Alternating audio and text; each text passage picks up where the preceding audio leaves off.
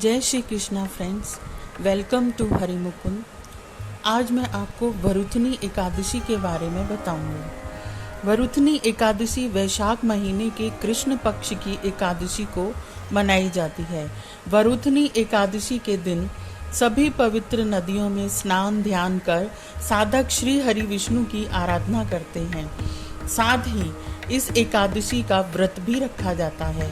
धार्मिक मान्यता है कि एकादशी व्रत करने से व्यक्ति के सारे पाप धुल जाते हैं। सभी दुख दर्द और दरिद्रता से छुटकारा पाने के लिए वरुथनी एकादशी के दिन भगवान विष्णु के वराह रूप की पूजा अर्चना की जाती है। आइए जानते हैं इस साल वरुथनी एकादशी कब है। तो इस साल 4 मई को यानी शनिवार को वरुथनी एकादशी का व्रत किया जाएगा। जो भी व्यक्ति इस वरुथनी एकादशी का व्रत करते हैं उन्हें कन्यादान के बराबर फल प्राप्त होता है। इस व्रत के महात्म्य का पाठ करने से 1 सहस्र गोदान का पुण्य प्राप्त होता है।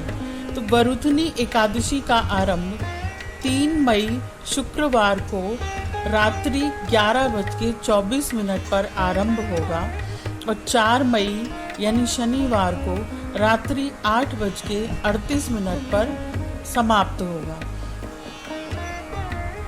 वरुथनी एकादशी व्रत का पारण 5 मई यानी रविवार को सुबह 5:37 से लेकर सुबह 8:17 तक किया जाएगा। इस दिन द्वादशी तिथि शाम 5:41 पर खत्म होगी। ज्योतिष शास्त्र के अनुसार वरुथनी एकादशी के दिन सुबह 11:04 तक दुर्लभ योग बन रहा है। वैशाख माह के कृष्ण पक्ष की एकादशी तिथि को रात्रि 10:07 तक पूर्वा भाद्रपद नक्षत्र का संयोग बन रहा है। सुबह 10:03 तक बव और शाम 8:38 तक बालव करण के योग बन रहे हैं। वरुथनी एकादशी स्वयं विष्णु प्रिया है, इसलिए इस दिन व्रत जप तप दान पुण्य करने से प्राणी श्री हरि का सानिध्य प्राप्त कर जीवन मरण के बंधन से मुक्त होकर मोक्ष को प्राप्त करता है। पौराणिक मान्यता के अनुसार एकादशी में ब्रह्म हत्या सहित समस्त पापों का शमन करने की शक्ति होती है।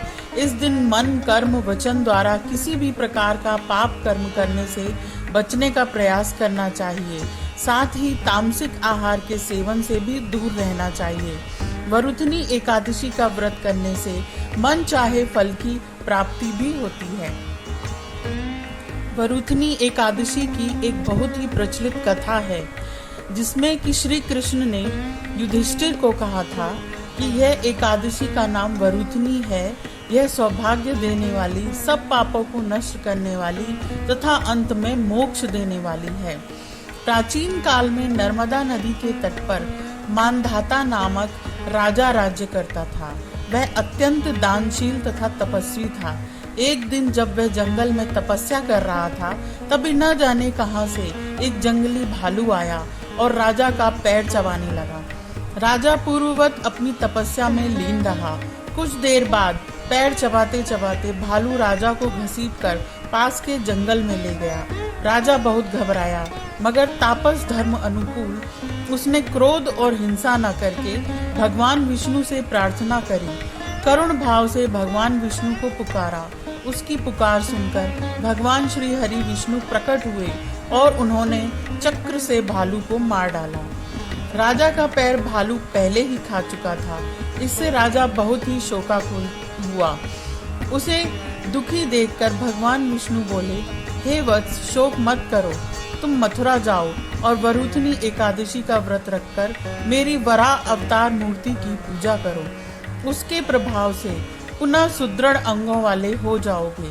इस भालू ने तुम्हें जो काटा है, यह तुम्हारे पूर्व जन्म का अपराध था।